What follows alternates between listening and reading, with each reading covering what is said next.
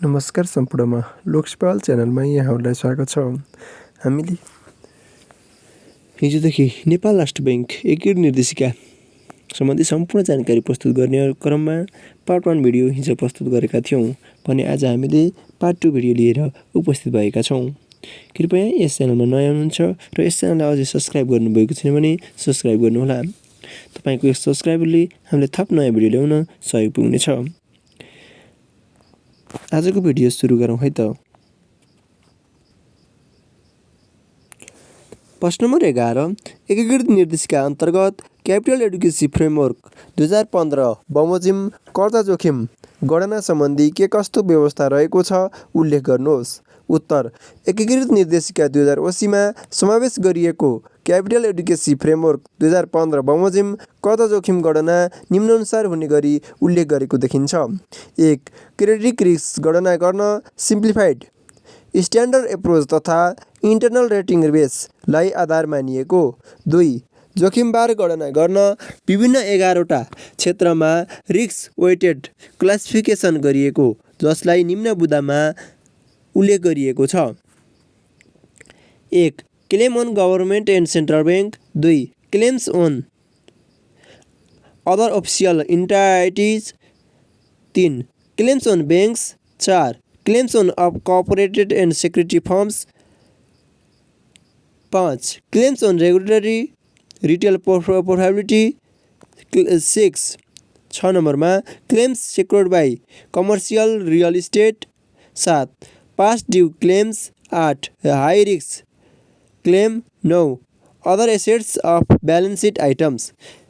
यसरी विभिन्न क्षेत्रमा गरिएको वर्गीकरण अनुसार कर्जालाई जोखिमबारले गुणन गरी आएको गुणनफलको योगफललाई कुल कर्जा जोखिम र त्यसैगरी अफ ब्यालेन्स सिटको समेत जोखिम गणना गरी क्रेडिट रिस्क मिटिगेसनलाई एडजस्टमेन्ट गरिसकेपछि आउने कुल जोखिमलाई कर्जा जोखिमको रूपमा गणना गर्ने व्यवस्था रहेको देखिन्छ।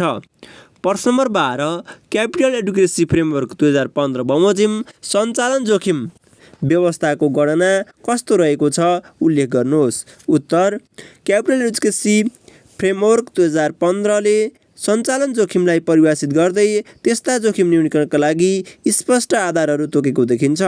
उक्त निर्देशन बमोजिम बैंक तथा वित्तीय संस्थाले आफ्नो व्यावसायिक वृद्धिलाई आधार मानी बेसिक इन्डिकेटर एप्रोच बमोजिम निम्न सूत्र अनुसार क्यापिटल चार्ज गणना गर्नुपर्ने व्यवस्था गरिएको छ।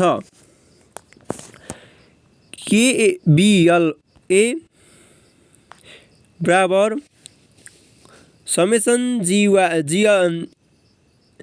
GI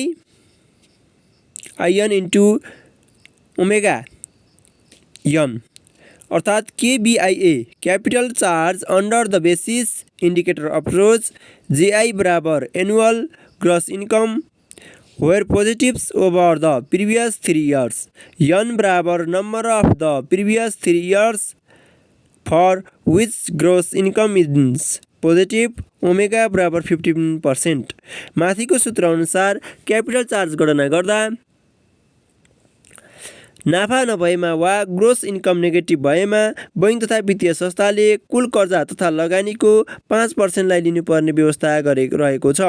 यसरी गणना गरिएको क्यापिटल चार्जलाई 9.09 ले गुणन गरी कुल सञ्चालन जोखिमबार गणना हुन्छ। प्रश्न नम्बर 13 एकीकृत निर्देशिका बमोजिम बजार जोखिम कसरी गणना गरिन्छ। उत्तर एकीकृत निर्देशिका अन्तर्गत क्यापिटल एडुकेसी फ्रेमवर्क 2015 ले परिभाषित गरे बमोजिम बैंक तथा वित्तीय संस्थाको बजार जोखिमलाई ब्याजदर जोखिम, विदेशी विनिमय जोखिम तथा अन्य लगानीबाट सिर्जना हुने जोखिम सबैलाई परिभाषित गर्दै यस्तो जोखिम नेट ओपन पोजिसन विधिबाट गणना गर्ने व्यवस्था गरेको छ, जस अनुसार विदेशी विनिमयको नेट ओपन पोजिसनको गणना। 2. यस्तो नेट ओपन पोजिसनलाई एनपिआरमा रूपान्तरण गर्ने। 3. लङ र सर्ट पोजिसनको आधारमा ओपन पोजिसन निर्धारण गर्ने। 4. दुवै अवस्थाको जोडलाई नेट ओपन पोजिसन मान्ने र यस्तो ओपन पोजिसनलाई क्यापिटल चार्ज मानी जसलाई 9.09 ले गुणन गरी कुल बजार जोखिम गणना गर्ने व्यवस्था रहेको देखिन्छ। प्रश्न नम्बर 14 एकीकृत निर्देशिकाले बैंक तथा वित्तीय संस्थाले गर्नुपर्ने डिस्क्लोजर सम्बन्धी के कस्तो व्यवस्था गरेको छ उल्लेख गर्नुहोस्। उत्तर बैंक तथा वित्तीय संस्थाले बासेलको कार्यान्वयन गर्न र क्यापिटल एडुकेसी फ्रेमवर्क 2015 बमोजिम गर्नुपर्ने न्यूनतम डिस्क्लोजरहरूलाई निम्न बुँदामा उल्लेख गरिएको छ। 1. पुँजीको सम्बन्धी डिस्क्लोजर अन्तर्गत टायर 1 क्यापिटल, टायर 2 क्यापिटल, त्यसको ब्रेकडाउन, पुँजीमा घटाएको विवरण आदि। 2. जोखिमसँग सम्बन्धित विभिन्न प्रकारका जोखिमबारहरू, जोखिमबार गणना तालिका, नन पर्फर्मेन्स लोनका अनुपातहरू, नन ब्याङ्किङ एसेट्सका अनुपातहरू। 3. जोखिम न्यूनीकरणको लागि अवलम्बन गरेको रणनीतिहरू, जोखिम न्यूनीकरणका आधारहरू। 4. नन पर्फर्मिङ एसेट्स अन्तर्गत रिस्टरिङ लोन, सब स्ट्यान्डर्ड लोन, डाउटफुल लोन आदि। 5. राष्ट्र बैङ्कले तोकेको अन्य डिस्क्लोजरका आधारहरू उल्लेख गरिएको हुनुपर्दछ। प्रश्न नम्बर 15 बैंक तथा वित्तीय संस्थालाई न्यूनतम पुँजीको नपुग्दा गरिने शीघ्र सुधारात्मक कारबाही सम्बन्धी के कस्तो व्यवस्था एकीकृत निर्देशिकाले गरेको छ उल्लेख गर्नुहोस्।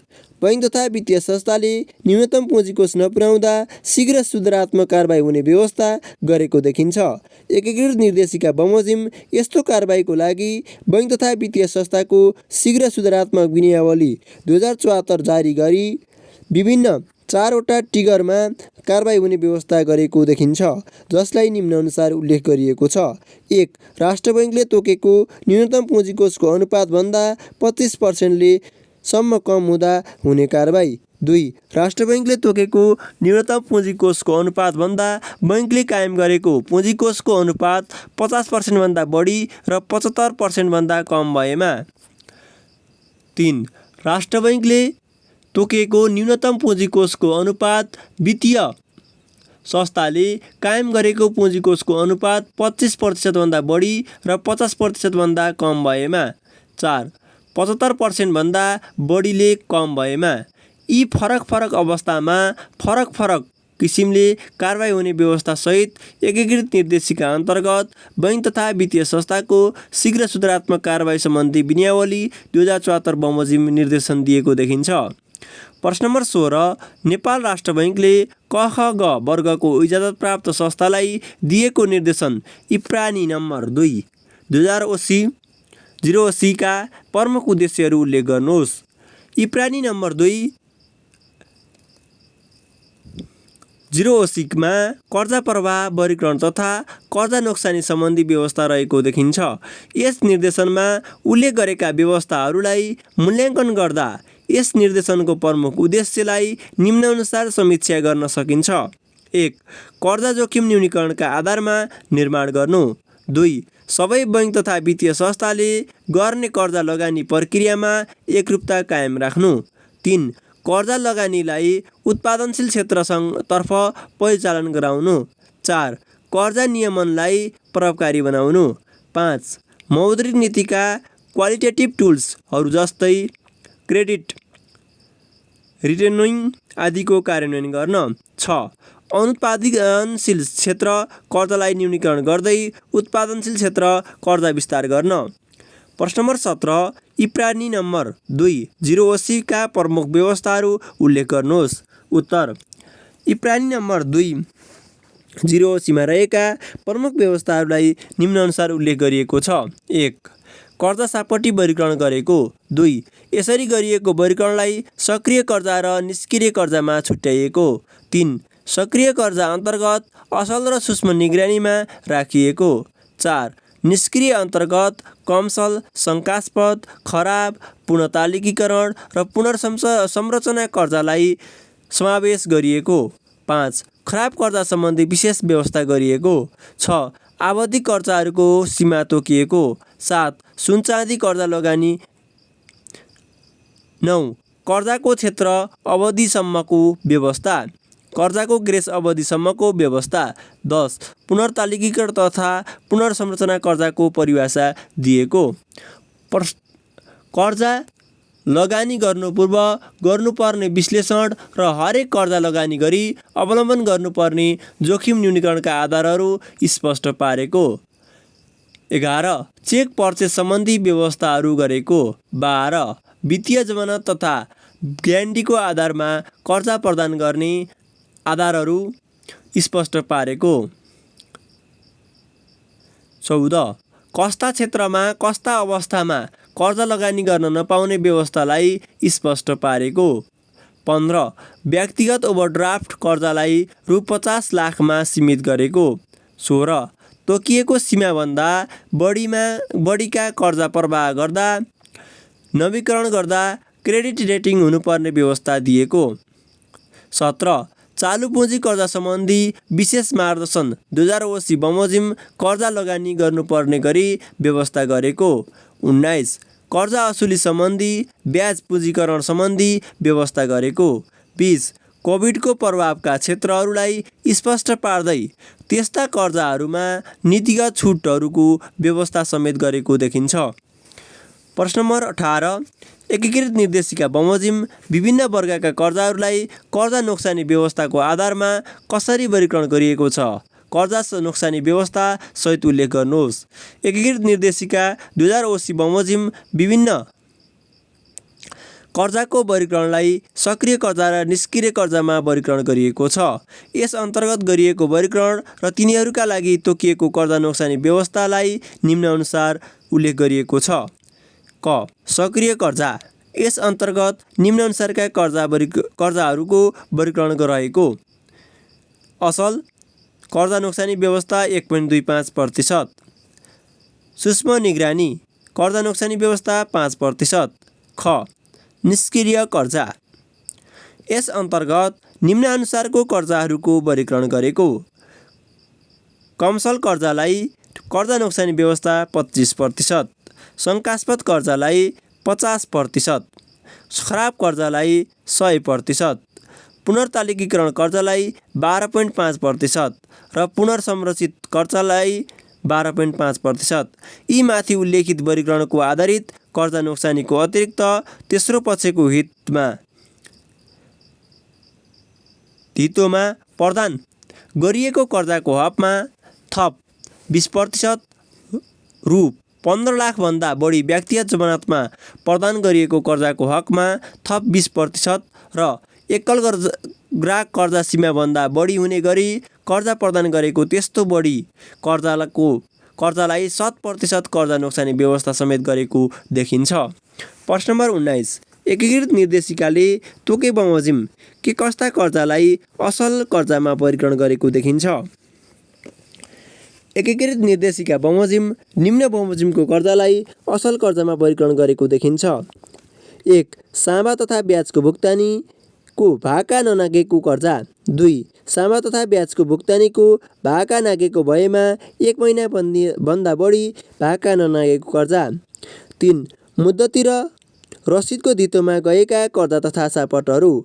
4 नेपाल सरकारको सुरक्षण पत्र तथा नेपाल राष्ट्र बैङ्कको ऋणपत्रको धितोमा गएको कर्जा। 5 पर्याप्त सुरक्षण दिई बढीमा 10 लाखसम्म प्रदान गरेको सुन चाँदी कर्जा आदिलाई असल कर्जामा वर्गीकरण गर्नुपर्ने व्यवस्था रहेको छ। प्रश्न नम्बर 20 एकीकृत निर्देशिका बमोजिम के कस्ता कर्जालाई सूक्ष्म निगरानीमा वर्गीकरण गर्नुपर्ने व्यवस्था रहेको छ उल्लेख गर्नुहोस्। उत्तर एकीकृत निर्देशिका बमोजिम निम्न बमोजिमका कर्जाहरूलाई सूक्ष्म निगरानीमा वर्गीकरण गर्नुपर्ने व्यवस्था रहेको छ। 1 महिनादेखि 3 महिनासम्म भाका नागेको कर्जा सापट। 2 1 महिनाभित्र नवीकरण नभएका कर्जाहरू। 3 अस्थायी रूपमा 90 दिनसम्म भुक्तानी अवधि बढाइएका अल्पकालीन वा चालु पुँजी कर्जा। 4 अन्य बैङ्कले निष्क्रिय कर्जामा वर्गीकरण भएको ऋणलाई प्रवाह गरेको कर्जा। 5 सामा तथा ब्याज नियमित रूपमा भुक्तानी भए तापनि नेटवर्थ ऋणात्मक र 3 वर्षदेखि कुल नोक्सानीमा रहेका संस्थालाई प्रदान गरिएको कर्जा। 6 2 वर्षभन्दा बढी रकमका सहवित्तीयकरण कर्जामा 2 अर्बभन्दा बढी रकमका सहवित्तीयकरण कर्जामा परिवर्तन नभएका बहुबैङ्किङ कर्जा। 7 डेट इक्विटी रेसियो OC:20 अर्थात् OC को अनुपात 20 भन्दा बढी हुने गरी प्रवाह भएको कर्जा। 8 राष्ट्र बैंकले तोके बमोजिम ऋण भुक्तानी आम्दानी अनुपात कायम नगरेको कर्जा। 9 केन्द्रीय बैंकले निरीक्षण अन्तर्गत सूक्ष्म निगरानीमा राख्न भनी निर्देशन दिएका कर्जा आदिलाई यस वर्गमा वर्गीकरण गर्नुपर्ने व्यवस्था रहेको छ। प्रश्न नम्बर 21 एकीकृत निर्देशिका बमोजिम के कस्ता कर्जालाई खराब कर्जामा वर्गीकरण गर्नुपर्ने व्यवस्था रहेको देखिन्छ। उत्तर एकीकृत निर्देशिका बमोजिम निम्न बमोजिमका कर्जालाई खराब कर्जामा वर्गीकरण गर्नुपर्ने व्यवस्था रहेको छ। 1 कर्जाको दुरुपयोग भएमा।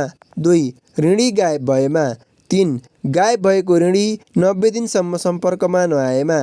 4 ऋणी टाँट पल्टेमा। 5 ऋणी टाँट पल्टेको घोषणा भएमा।